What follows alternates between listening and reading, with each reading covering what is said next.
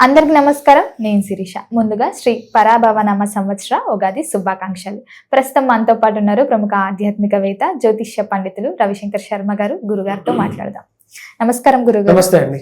గురుగారు, మీకు ఉగాది శుభాకాంక్షలు. మీకు యూట్యూబ్ ఛానల్ ప్రేక్షకులకి అందరికీ కూడా ఈ యొక్క శ్రీ పరాభవనామ సంవత్సర శుభాకాంక్షలు. అదేవిధంగా మనసులో ఉన్నటువంటి కోరికలు ఆ యొక్క భగవంతుడు వారి యొక్క కోరికలన్నింటినీ, రాశిలో ఉండేటువంటి వారి యొక్క కోరికలన్నింటినీ నెరవేర్చాలని చెప్పి కోరుకుంటున్నాను. గురుగారు, ముఖ్యంగా ఉగాది స్టార్ట్ కాగానే ప్రతి ఒక్కరు వారి వారి స్వత జాతకాలు చూసుకుంటూ ఉంటారు. ఈ సంవత్సరం ఎలా ఉంది, ఎలా జరగబోతుందని. సో ముఖ్యంగా చూసుకుంటే ద్వాదశ రాశిలో అయిన సింహరాశి వారికి ఈ సంవత్సరం ఎలా ఉండబోతుందంటారు? నవగ్రహాల ప్రభావం ఈ రాశి వారికి ఎలా ఉంటుందంటారు? ఎలాంటి జాగ్రత్తలు తీసుకోవచ్చు అంటారండి? తప్పకుండా ఈ యొక్క సింహరాశి వారికి వచ్చేటప్పటికి మనం గమనించినట్లయితే ముఖ్యంగా ఎవరైనా తెలుసుకోవాలనుకుంటుంది ఆదాయ వ్యయాలు, రాజపూజ అవమానాలు ఇవి తెలుసుకోవాలనుకుంటున్నారు. ఇక సింహరాశి వారికి వచ్చేటప్పటికి ఆదాయం 5, అదేవిధంగా వ్యయం కూడా 5, రాజ్యపూజ్యం 7, అవమానం కూడా 7గా ఉందన్నమాట. అన్నీ సరి సమానంగా ఉన్నాయి. దాని ముఖ్య కారణం వచ్చేటప్పటికి గ్రహస్థితి. మనం గమనించినట్లయితే ప్రథమార్థంలో, ద్వితీయార్థంలో 2 విధాలుగా మనం చూసినట్లయితే అంటే ఫస్ట్ 6 months టిల్ అక్టోబర్ నుంచి మళ్ళీ తర్వాత ఏప్రిల్ వరకు కూడా సెకండ్ హాఫ్గా చెప్పవచ్చు. అక్టోబర్ వరకు మనం చూసుకున్నట్లయితే ఈ రాశిలో ఉండేటువంటి వారికి గురువు యొక్క స్థితిలో మార్పు వస్తున్నది. గురువు ఇప్పటి వరకు సింహరాశి వారికి బలవంతుడుగా ఉన్నాడు. లాభస్థానంలో యోగకారకమైనటువంటి ఫలితాలు ఇస్తూ ఉన్నాడు. యోగకారకమైనటువంటి ఫలితాలు మాకెక్కడ వస్తున్నాయని చెప్పి సింహరాశి అని అనొచ్చు. దానికి గల కారణం వచ్చేటప్పటికి ఈ రాశిలో ఉండేటువంటి వారికి 2 నెగిటివ్ ప్లానెట్స్ కూడా ఉన్నాయన్నమాట. 7th పొజిషన్లో ఉన్నటువంటి రాహువు వీరికి రిలేషన్షిప్స్లో ఇష్యూస్ని క్రియేట్ చేస్తూ వైవాహిక జీవితంలోనూ, దాని తర్వాత ఎవరితో అయితే కలిసి పని చేయాల్సినటువంటి పరిస్థితి ఉంటుందో. రిలేషన్షిప్ అంటే ఏంటి? ఓన్లీ మనం అనుకునేది రిలేషన్షిప్ అంటే ప్రేమ, వివాహం అని చెప్పి అనుకుంటాం. కాకపోతే మనం పనిచేసే వాళ్ళతో కూడా మనం వారితో భాగస్వామ్యం తీసుకుంటాం. కానీ ఏ భాగస్వామ్యం తీసుకుంటాం? పనిలో భాగస్వామ్యం తీసుకుంటూ ఉంటాం.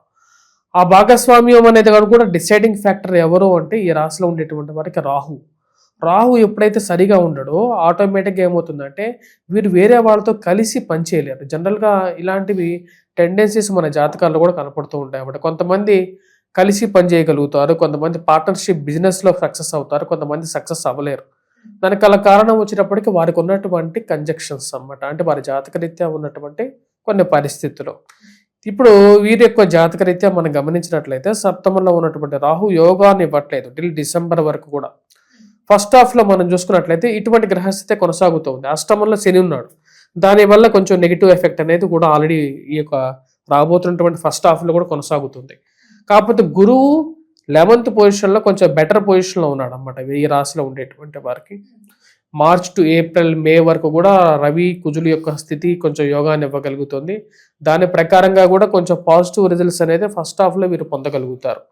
లైక్ ఏదైతే పెండింగ్లో ఉన్నటువంటి బిల్స్ కానీ రిలీజ్ అవ్వాలనుకుంటున్నాయో రావటం కానీ, మరియు అదేవిధంగా ఉద్యోగపరంగా కొంచెం బెటర్గా అవ్వటం కానీ, ఏదైనా సరే ఇంట్లో వాళ్ళకి వివాహం ప్రయత్నాల్లో కొంచెం అనుకూలంగా ఉండటం, ఆ చూసేటువంటి సంబంధాల్లో ఏదైనా ఒక సంబంధం దొరుకుతుందనేటువంటి ఒక ఆశల్లో కలగటం అనేది జరుగుతుంది. కాకపోతే ఈ రాష్ట్రం ఉండేటువంటి వారికి ఈ యొక్క సంవత్సరం మెయిన్గా వచ్చినప్పటికీ ఫ్రెండ్స్ అండ్ రిలేటివ్స్తో కొంచెం రిలేషన్షిప్స్ అనేది బెటర్ అవుతాయి.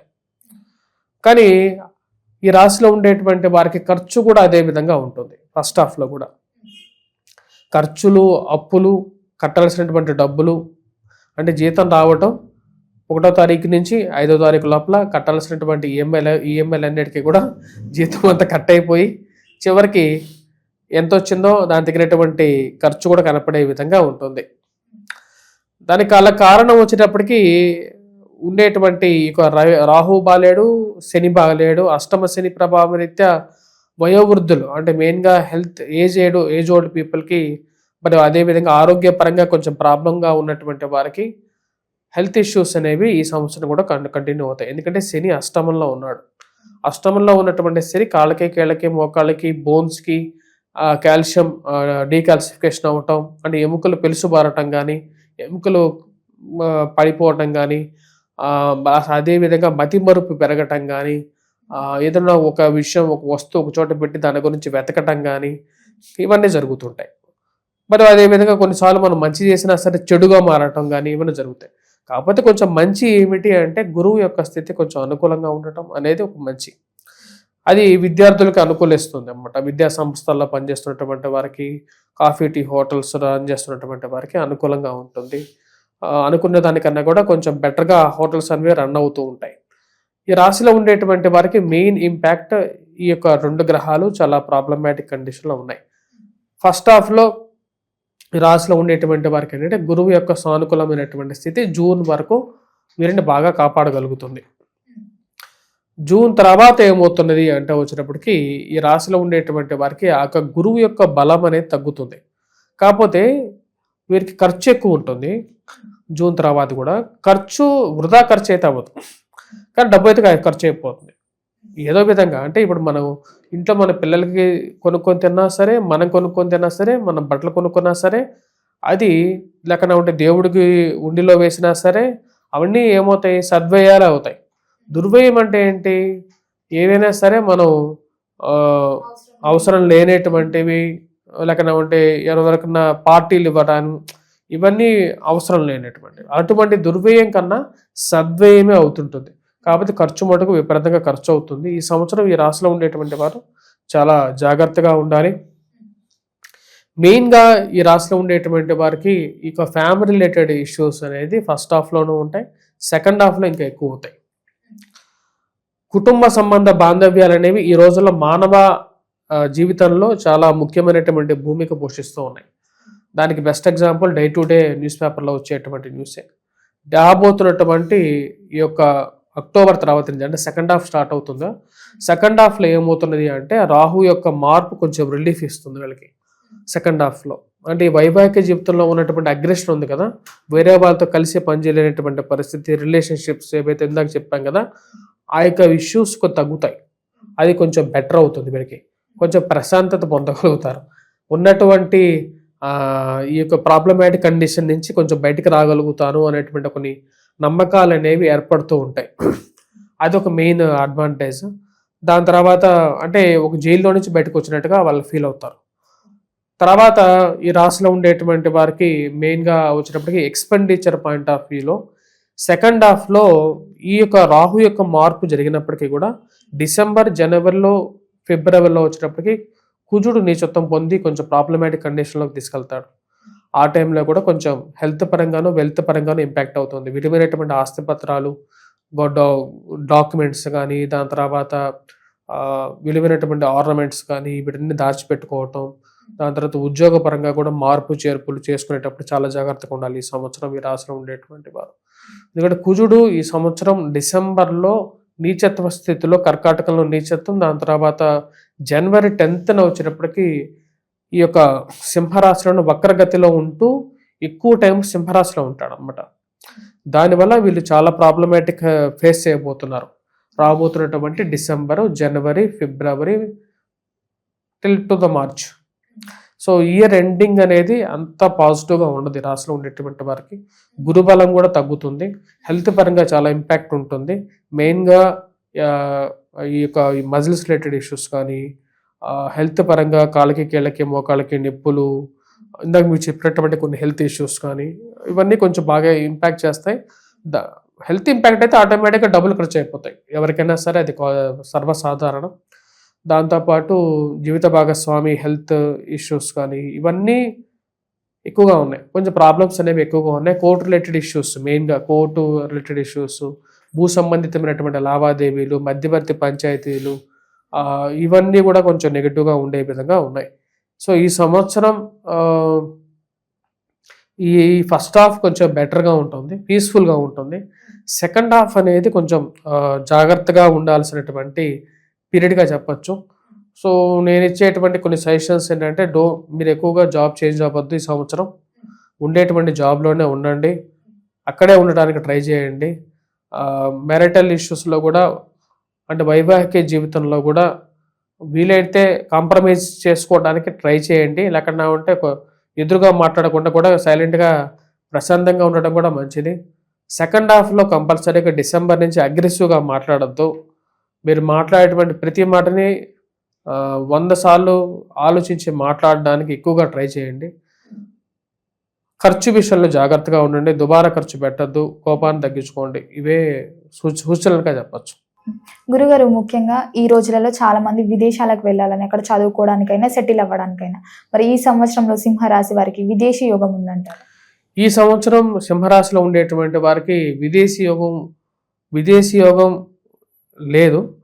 విదేశానికి వెళ్ళినా సరే నానా కష్టాలు పడాల్సినటువంటి పరిస్థితి ఉంటుంది. వెళ్ళకపోవడం బెటర్ అన్నమాట. ఎందుకంటే గ్రహస్థితి అంత బాగాలేదు. ఉండేటువంటి గ్రహాల్లో గురువు 12వ ఇంట్లో 12th హౌస్లోకి వస్తున్నాడు. ఒక్క డిసెంబర్ 5th వరకు 7th పొజిషన్లో రాహు ఉంటాడు, 8th పొజిషన్లో శాటర్న్ ఉంటున్నాడు, దాని తర్వాత కేతు జన్మరాశిలో ఉంటున్నాడు, తను 12th పొజిషన్లోకి వెళ్తాడు.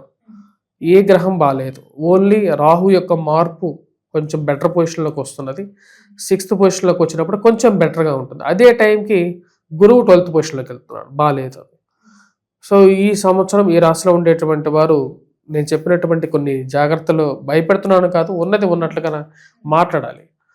ఎందుకంటే బాగున్నట్లయితే అది వారికే మంచిది అవుతుంది. కాకపోతే బాగాలేనప్పుడు అది ఈ రోజు కాకపోయినా సరే రేపైనా సరే నేను చెప్పేది నిజమని చెప్పి వారి జీవితాల్లో తెలుస్తూ ఉంటుంది. గురుగారు, ముఖ్యంగా ప్రతి వారికి వ్యక్తిగతంగా ప్లసెస్ ఉంటాయి, మైనస్ ఉంటాయి. సో వాళ్ళ అలవాట్లు, ఈ సింహరాశి వారికి ఈ సంవత్సరం ఎలాంటి జాగ్రత్తలు తీసుకుంటే కెరియర్ బాగుంటుందంటారు? ఈ సంవత్సరం ఈ రాశిలో ఉండేటువంటి వారు ఒక చిన్న కాన్సెప్ట్, చిన్న నియమం చేస్తే సరిపోతుంది. అన్నిటికీ సైలెంట్గా ఉంటే సరిపోతుంది. అంటే ఎవరేం మాట్లాడినా సరే కోపతాపాలకి లోనవ్వకుండా సైలెంట్గా ఉంటూ, మంచి వెపన్ కూడా అది, మంచి వెపన్గా ఉంటూ, వాళ్ళు ఎంత గట్టిగా మాట్లాడమన్నా సరే నాకేం తెలియదని చెప్పి పక్కనే తప్పించుకొని పోయేవాడు ధన్యుడు సుమతి అంటారు అన్నమాట. అటువంటి స్థితిలోకి వెళ్ళటం బెటర్. ఎందుకంటే ఈ సంవత్సరం మెయిన్గా అక్టోబర్, నవంబర్, డిసెంబర్ ఈ పీరియడ్లో సెకండ్ హాఫ్లో వీళ్ళు అసలు మాట్లాడకుండా ఉంటేనే మంచిది. అగ్రెషన్తో మాట్లాడడం వల్ల అసలు మెయిన్గా ప్రాబ్లమ్స్ పుట్టేదే మాటల ద్వారా ప్రాబ్లమ్స్ పుడుతుంటాయి. మంచి చేసి వేరే వారికి మాట సహాయం చేసి ప్రాబ్లమ్స్లకి కొని తెచ్చుకోవటం, లేకపోతే మాట సహాయం చేయకుండా కూడా నువ్వు మాట్లాడలేదు అనుకో, ఎందుకు మాట్లాడలేదని తిడతారు. మాట్లాడితే ఎందుకు మాట్లాడామని చెప్పి తిడతారు. అసలు మాట్లాడకుండా పక్క నుంచి వెళ్ళిపోతే బెటర్ కొన్నిసార్లు. అటువంటి పరిస్థితిలో ఈ సంవత్సరం చాలా జాగ్రత్తగా ఉండాలి. మరి నక్షత్ర ఫలితాలు ఎలా ఉన్నాయంటారు? సరే, ఈ యొక్క రాశిలో ఉండేటువంటి వారికి నక్షత్ర ఫలితాలు, కందాయ ఫలితాలు ఎలా ఉన్నాయనేది చూద్దాం. ముఖ్యంగా సింహరాశి వారికి మకా, పుబ్బ, ఉత్తర నక్షత్ర జాతకులకి ఎలా ఉందనేది చూద్దాం. మకా నక్షత్ర జాతకులకు వచ్చేటప్పటికి సంవత్సర ప్రథమంలో, అంటే స్టార్టింగ్ ఫ్రమ్ మార్చి 19 నుంచి జూలై వరకు కూడా చాలా అనుకూలమైనటువంటి ఫలితాలు. వృత్తిపరంగా, వ్యాపారపరంగా, విద్యార్థులకి విద్యా విషయాల్లోనూ, అదేవిధంగా వ్యాపార విషయాల్లో ఎవరైతే వ్యాపారం చేసేటువంటి వారు ఉంటారో వారికి వ్యాపార విషయాల్లోనూ అనుకూలంగా ఉంటుంది. చేయాలనుకున్నటువంటి పని మీద నిబద్ధతతో పనిచేయగలుగుతారు. అదేవిధంగా జూలై నుంచి మరి తిరిగి నవంబర్ వరకు కూడా వచ్చేటప్పటికి నిష్ఫలితంగా ఉంది. చేసేటువంటి పనిని తిరిగి చేయాల్సినటువంటి పని ఎక్కువగా ప్రయత్నం చేస్తే కానీ ఆ యొక్క ఫలితం, అంటే ఆ యొక్క పని అవ్వనటువంటి పరిస్థితి అనేది ఏర్పడే విధంగా ఉంది. Till to the November.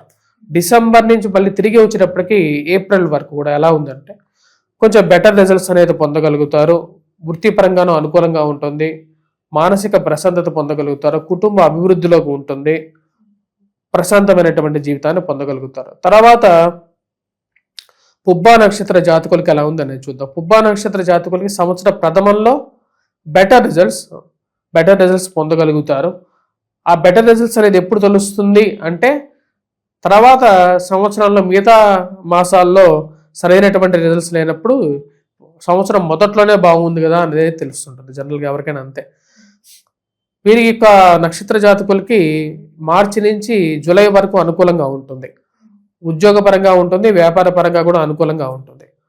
తర్వాత ఈ యొక్క నక్షత్ర జాతకులు ఎవరైతే ఉన్నారో పుబ్బా నక్షత్ర జాతకులకి మెయిన్గా వచ్చేటప్పటికి జూలై నుంచి నవంబర్ వరకు కూడా కొంచెం మిశ్రమమైనటువంటి ఫలితాలు ఉంటాయి అన్నమాట. అంటే తక్కువ ఫలితాలు అనేవి పొందగలుగుతారు. ఉద్యోగ పరంగాను, వ్యాపార పరంగాను చేసినటువంటి కష్టానికి తగినటువంటి ఫలితాలు పొందగలుగుతారు.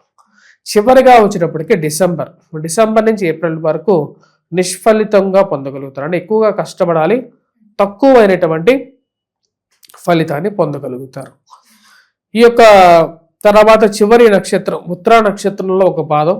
ఉత్తరా నక్షత్ర జాతకులకి సంవత్సర ప్రథమంలో ఎక్కువగా సానుకూలమైనటువంటి ఫలితాలు, వృత్తిపరంగాను, వ్యాపార పరంగాను, ఆరోగ్యపరంగాను, అదేవిధంగా విద్యార్థులకి విద్యా సంస్థల్లో పనిచేస్తున్నటువంటి వారికి, క్రయ విక్రయాల్లోనూ మిగతా వారికి కూడా అనుకూలమైనటువంటి ఫలితాలు పొందగలుగుతారు. తర్వాత అంటే ముఖ్యంగా జూలై నుంచి డిసెంబర్ వరకు కూడా వచ్చేటప్పటికి కొంత మధ్యస్థమైనటువంటి ఫలితాలు పొందగలుగుతారు. చివరిగా వచ్చేటప్పటికి సంవత్సర అంతంలో అంటే డిసెంబర్ నుంచి ఏప్రిల్ వరకు కూడా అటువంటి ఫలితాలే, అంటే సుమారుగా యావరేజ్ ఫలితాలు, మధ్యస్థమైనటువంటి ఫలితాలు చివరిగా కూడా పొందగలుగుతారు. అంటే సంవత్సర ప్రథమంలో ఎక్కువగా సానుకూలమైనటువంటి ఫలితాలు, అంటే మొత్తంగా ఈ యొక్క రాశిలో ఉండేటువంటి వారికి నక్షత్ర జాతకులు కూడా వచ్చినప్పటికీ సంవత్సర ప్రథమంలోనే ఎక్కువగా సానుకూలమైనటువంటి ఫలితాలు, అది కూడా గురువు యొక్క సానుకూలమైనటువంటి స్థితి ద్వారానే వీరు పొందగలుగుతున్నారు. ఈ సంవత్సరం అంతా ఇంకా అనుకూలంగా ఉండాలంటే ఏ దైవాన్ని పూజించమంటారు? ఎలాంటి పరిహారాలు చేసుకోవచ్చు అంటారు? ఈ రాశిలో ఉండేటువంటి వారు మెయిన్గా చేయాల్సినటువంటి ముఖ్యమైనటువంటి దానాలు వాటన్నిటికన్నా కూడా మెడిటేషన్ ఎక్కువగా చేయాలి. ఈ రాశిలో ఉండేటువంటి వారు కోపాన్ని, అగ్రెషన్ని తగ్గించుకోవటం, మౌన దీక్షను ఎక్కువగా పాటించడం అనేది కూడా ముఖ్యంగా మంచిది వీరికి. అదేవిధంగా ఈ రాశిలో ఉండేటువంటి వారు మెయిన్గా చేయాల్సినటువంటి దైవాన్ని గురించి మాట్లాడినట్లయితే వెంకటేశ్వర స్వామి దేవాలయ దర్శనం చేసుకోవాలి. ఎందుకంటే ఏళ్ళనాటి శని, అష్టమ శని ప్రభావం అనేది ఎక్కువగా ఉంది కాబట్టి, వాటితో పాటు సప్తమంలో రాహుగ్రహ సంచారం డిసెంబర్ 5వ తారీఖు వరకు ఉంటుంది. దుర్గాదేవిని పూజించాలి. అదేవిధంగా వినాయకుడిని వీలైతే పూజించడం, మనసులో తలుచుకున్నా సరే సరిపోతుంది. వాటితో పాటు జూన్ 2వ తారీఖు నుంచి ఈ రాశిలో ఉండేటువంటి వారు వేద దక్షిణామూర్తి శ్లోకాన్ని పఠించాలి. మరియు అదేవిధంగా వచ్చేటప్పటికి జనవరి 10వ తారీఖు ఆ టైంలో ఎప్పుడైతే ఈ కుజస్తంభన జరుగుతుంటుందో ఆ యొక్క సమయంలో సుబ్రహ్మణ్యేశ్వర స్వామిని కూడా ఆరాధించాలి. ఈ యొక్క పరిహారాలు చేయాలి. దైవారాధన చేయటం వల్లే వచ్చేటప్పటికి మానసిక ఫలితం పొందుతారు. వీటన్నిటికన్నా కూడా నేను మొదట చెప్పినటువంటి ఫలితం అన్నిటికన్నా ఉత్తమమైనటువంటిది. గురుగారు, మొత్తం మీద సంవత్సరం అంతా సింహరాశి వారికి ఎలా ఉండబోతుంది, ఎలాంటి జాగ్రత్తలు తీసుకోవాలో తెలియజేసినందుకు ధన్యవాదాలు.